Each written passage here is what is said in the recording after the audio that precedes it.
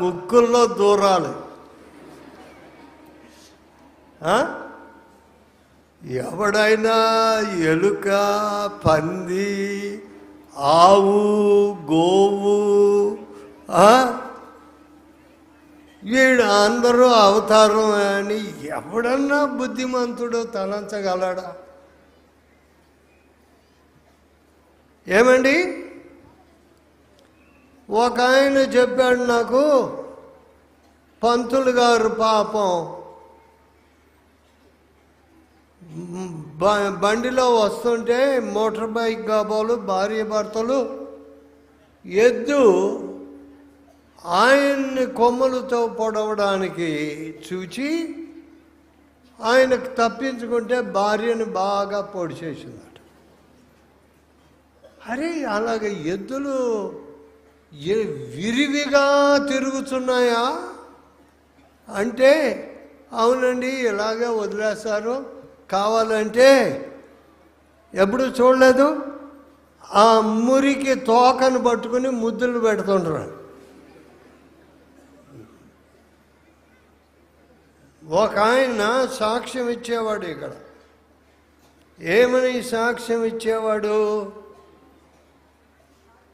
ఆయనకి జంజమేయక ముందు, అబ్బాయి నీకు ఆత్మ పరిశుద్ధత దొరకాలి, ఆత్మశుద్ధి కొరకు ఇదిగో ఆవు మూత్రము, పేడ, ఇంకా ఏమిటి ఆ కషాయములో కలిపారో నాకు తెలియదులేండి. ఇది నీ ఆత్మశుద్ధి కొరకు పాడాలట. ఏమండి, ఆత్మశుద్ధి కొరకు పేడ తినాలా?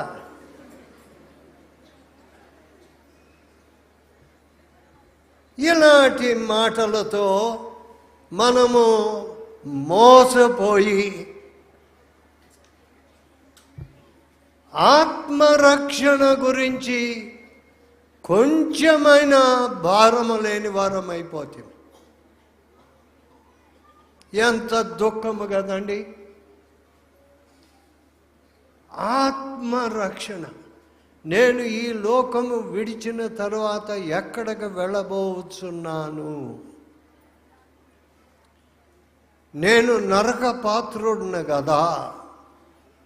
నా నోటితో ఎన్ని అబద్ధములు ఆడినాను. చూడండి, నేను ఇక్కడికి వచ్చే టైంలో ఒక ఆమె చెప్పారు, నా భర్త నా మీద కోర్టులో కేసు వేసి, ఒక యవనస్తురాలు నా భర్త నన్ను విడిచిపెట్టి ఇప్పుడు కోర్టులో కేసు వేసి నా వివాహం నుండి తొలగాలని ఏమి చేస్తున్నాడో నాకు తెలియదు. కానీ ఆ మూర్ఖపు స్వభావం, భార్యల గురించి కోర్టులో కేసు వేసే పెద్దలు, భర్తల విషయమై కోర్టులో కేసులు వేసి, అయ్యయ్యో ఇలాగా మనుషులు తమ స్వంత కుటుంబములను పాడు చేసుకున్న సమయమందు రక్షకుడు ఏడి? రక్షకుడు ఎక్కడ? రక్షకుడు ఎవరు? అలాంటి విమోచనకర్త ఉన్నాడా అనే ప్రశ్న కూడా మనుషులకు రావటం లేదు.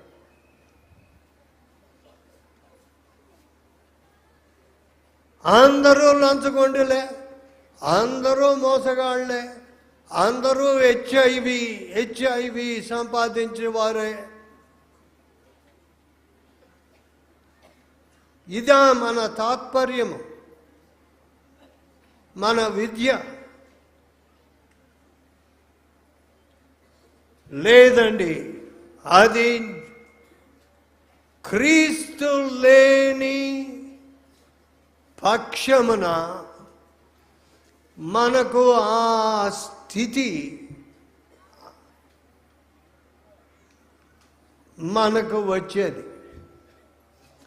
కానీ క్రీస్తు ప్రభు ఉండగా ఒక్క HIV కేసు ఉండకూడదు ఈ చుట్టుప్రక్కల, ఒక్క AIDS కేసు ఉండకూడదు.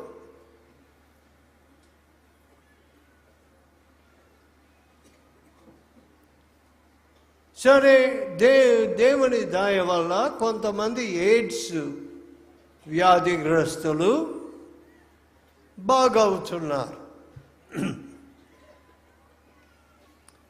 స్వస్థత నొందుతున్నారు. క్రీస్తు ప్రభు వారిని మార్చుతున్నారు.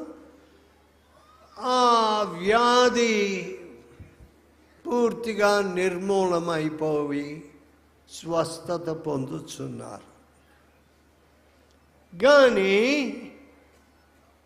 ఆంధ్రదేశంలో అనేకులు ఈ వ్యాధులలో లోనైపోవుట కేవలము వారి దుర్మార్గ జీవితము వల్ల. కొన్నిసార్లు తప్పుడు రక్తము, అంటే HIV నుండి తీసిన రక్తము కొంతమందికి రక్తము ఎక్కించేటప్పుడు కొంతమంది అమాయకులకు, పాపము నిర్దోషులకు ఈ వ్యాధి వచ్చుతున్నది. కానీ ఈ వ్యాధి మన మధ్య కనపడకూడదు ప్రియులారా. ఫెలోషిప్లో తీరని వ్యాధులు వచ్చాయి కావండి. అది మా మహాత్యము కాదు, నా మహాత్యము కాదు. అది క్రీస్తు ప్రభు తెచ్చిన గొప్ప రక్షణ. ఆస్తమా అంటే, టీబీ అంటే, ఏ వ్యాధి అన్నా తీరని వ్యాధులు కనబడేగా. ఇప్పుడు మీలో కొంతమంది అజాగ్రత్త పరులై ప్రార్థన తగ్గి అనవసరమైన మాటలు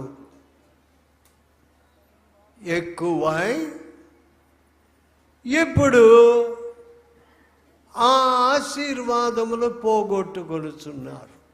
ఇది చాలా దుఃఖము ప్రియులారా. నేను చిన్న వయసు నుండి చూచినది వేరు. ప్రభు సన్నిధి ఉండడము, ఇలాగ వాక్యము వినుచుండగానే ప్రజలు స్వస్థత పొందడము నేను చూచినాను. అది నా సాక్ష్యము. ఇది ప్రభు చేసిన ఘనకార్యము. సామాన్యులు లేచి దేవునిని మహిమపరిచినారు. ఇప్పుడు మన ప్రజలు నా దగ్గరికి వస్తున్నారు. ఏమని? అయ్యా, ఈ వ్యాధి వచ్చింది, ఆ వ్యాధి వచ్చిందని. నా దగ్గరికి ఎందుకండి రావాలి?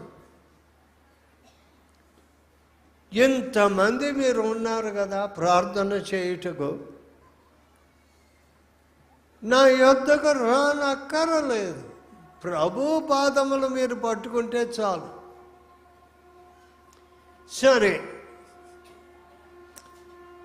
మీలో కొంతమంది ఇలాగ రోగులు మీ యొద్దకు వస్తే మీరు ఏమిటి? సరే, 2-3 రోగములు పోయినవి. పోతే ఆంధ్రదేశస్తులు పాపం అమాయకులు,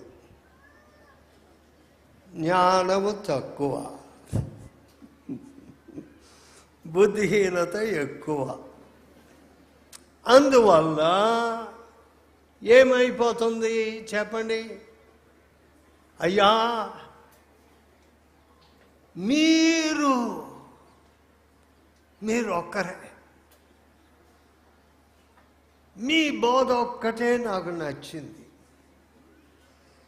అయ్యా,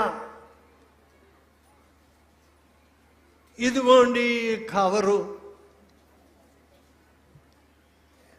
ఏదో అందరి ముందు ఒక కవరు తెచ్చి చేతిలో పెడితే, అవును నేను ఒక్కడనే మహాత్ముడిని, ఇదిగో రేపు బ్యాంకు తెరిచినప్పుడు బ్యాంకులో పెట్టేస్తాను, నా ముని మనవాళ్ళకు ఉంటుంది. చూడండి, ఇలాంటి దొంగ వేషాలు మేము ఎప్పుడు ఈ ఫెలోషిప్లో వేయలేదు. ఎవడని డబ్బు అడగలేదు. చూడండి, మీరు ఇది వ్యాపారం అనుకొని తలంచవద్దు ప్రియులారా. వ్యాపారం చేసుకొని వారు అంగడి ఏది పెట్టుకొని ఏదో మార్కెట్లో చేసుకోండి, కానీ దేవుని సేవని సంచి వేసుకొని ఇలాంటి కార్యములు ఎవడు చేయకూడదు. ఫెలోషిప్లో డబ్బు అడుగువాడు ఫెలోషిప్కి చెందడం. అతడు ఎవరిదో దొంగ దూరాడు అన్నమాట. మాకు కావలసినది మీ ఆత్మ. మీరు ఆత్మలను గెలుచు మిషనరీలుగా మారాలి. అది మాకు కావాలి. మాకు పెద్ద జనకూటము, మాకు పెద్ద పేరు, అదంతా మాకు లెక్క లేదు. నాకు కేవలము అదంతా లెక్క లేదు. మన ప్లాట్ఫామ్ మీద క్రీస్తు ప్రభువుని చూచిన వారు ఉన్నారు. నన్ను చూసి ఏం మేలు? ఎవడికి మేలు? క్రీస్తు ప్రభు ఇక్కడ ఉండకపోతే ఏడి ఇది కేవలం ఏదో సంస్థ, ఏదో వింత, ఏదో మనుషుల్ని ఒకరినొకరిని చూసుకోవడానికి కూడిక.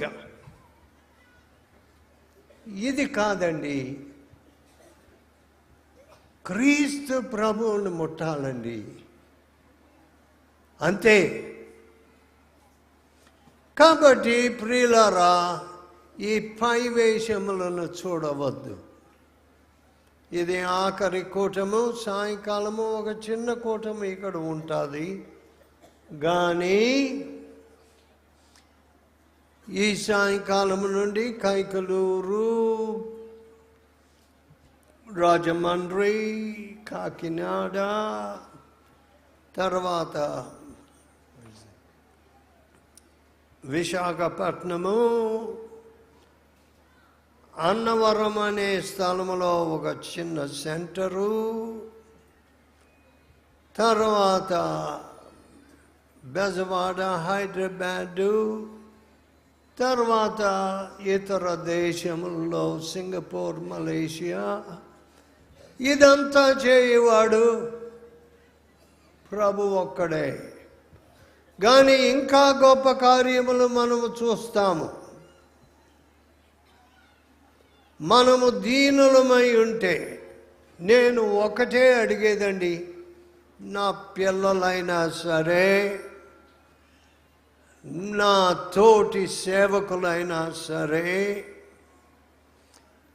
ఎవరినైనా నేను ఒక్క కార్యాన్ని కొరకే అడుగుతాను. ఏమిటది? విరిగి నలిగిన హృదయము నీలో ఉన్నదా? ఈ విరిగి నలిగిన హృదయముతో దేవుని సేవ చేయుటకు పూనుకున్నావా? ఈ విరిగి నలిగిన హృదయము నీలో లేకపోతే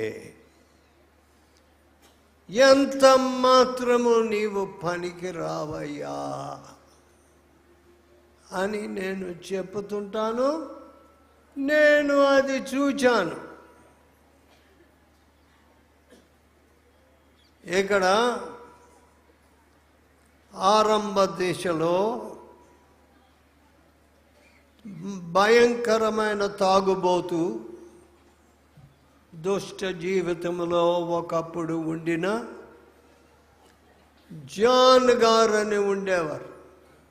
ఆరంభ దినముల్లో నేను ఆయన్ని ఎరిగి ఉంటిని. నేను కుర్రోడిని. ఆయన ఏం చెప్పాడంటే, అయ్యా నేను ఇలాగ ప్రార్థన చేస్తే చాలా రోగి అయిన వాడు లేచిపోయాడు, లేచిపోయి నాకు దండం పెట్టేశాడు. సాష్టాంగపడ్డాడో ఏం చేశాడో కానీ అంతలోకే నేను ఇంత ఉప్పొంగిపోయాను.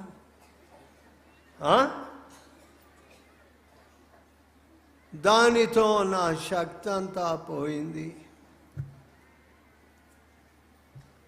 నేను మందు బుడ్డి పట్టుకుని వరుసలో నిలబడ్డాను ఆసుపత్రిలో. ఏమిటండి, విరిగి నలిగిన హృదయం పోయి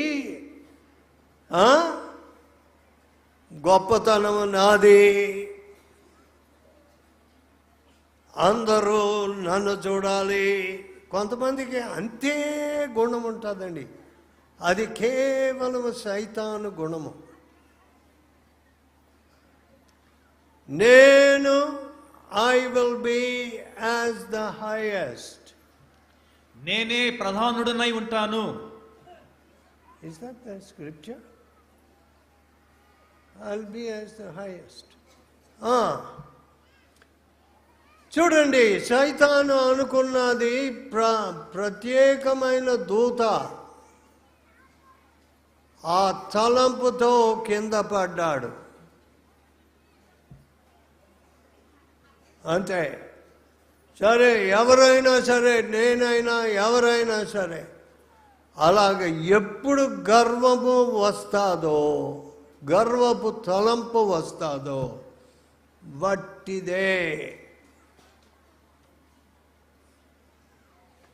చూశారా ప్రియులారా, ఎంత దీనులమై ఉండాలి మనం. మహిమంతటిని ప్రభువుకి చెల్లించాలి.